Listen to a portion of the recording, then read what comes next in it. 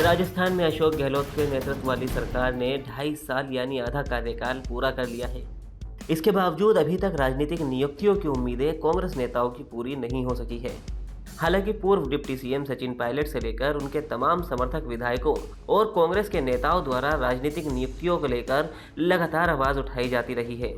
इसके बाद भी अभी तक मुख्यमंत्री अशोक गहलोत ने राज्य के किसी भी निगम या बोर्ड के अध्यक्ष और मेंबर की नियुक्ति नहीं की है, जिसके चलते तमाम कांग्रेस नेताओं के सपने अधूरे हैं। बता दें कि राजस्थान में गहलोत सरकार बनने के बाद से ही कांग्रेस नेताओं और कार्यकर्ताओं को राजनीतिक नियुक्तियों का इंतजार है।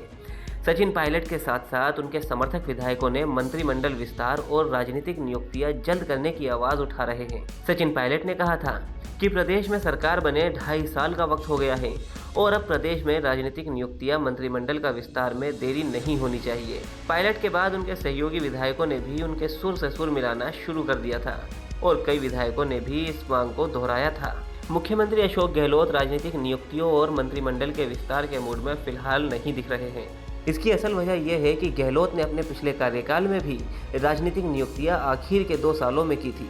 इसी ट्रैक रिकॉर्ड को देखते हुए माना जा रहा है कि मुख्यमंत्री अशोक गहलोत राजनीतिक नियुक्तियों को लेकर अभी भी कुछ समय और ले सकते हैं। हालांकि कांग्रेस प्रभारी अजय माकन ने वादा किया था कि 15 फरवरी तक प्रदेश में राजनीतिक नियुक्तियों को पूरा कर लिया जाएगा, लेकिन इन 3 सीटों पर उपचुनाव और 5 राज्य के विधानसभा के चलते ये मामला टल गया है। वहीं अब जब सचिन पायलट गुट जिस तरह के राजनीतिक नियुक्तियों को लेकर मुखर है, ऐसे में अब इस मामले को ज्यादा टालना कांग्रेस के लिए मुश्किल खड़ी कर सकता है। राजस्थान में प्रदेश पर तकरीबन 70 राजनीतिक नियुक्तियां होनी है, जबकि जिला स्तर पर करीब 2000 से ज्यादा पद पर नियुक्तियां होनी है। ऐसे में जिला स्तर नियुक्तियों को लेकर ज्यादा सियासी खींचतान नहीं है, लेकिन प्रदेश स्तर की नियुक्तियों को लेकर पायलट और गहलोत दोनों ही खेमे नजर बनाए हुए हैं।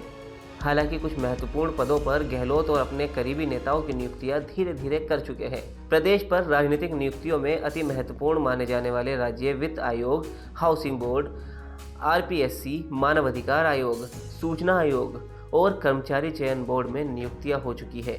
बोर्ड और आयोग में गहलोत एक एक कर पहले ही अपने समर्थकों को एडजस्ट कर चुके हैं, लेकिन इनके अलावा करीब अभी भी 65 से ज़्यादा आयोग खाली है।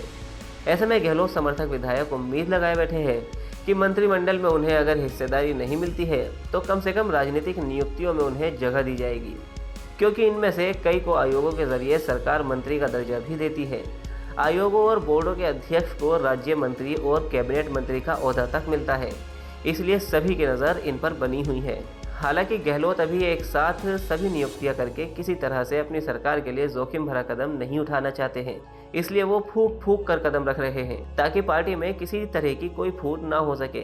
ऐसे में सचिन पायलट को साधने के लिए उपचुनाव नतीजों के बाद गहलोत मंत्रिमंडल का विस्तार कर सकते हैं, साथ ही राजनीतिक नियुक्तियों को धीरे धीरे करने की रणनीति अपना सकते हैं। ब्यूरो रिपोर्ट, राजस्थान तक।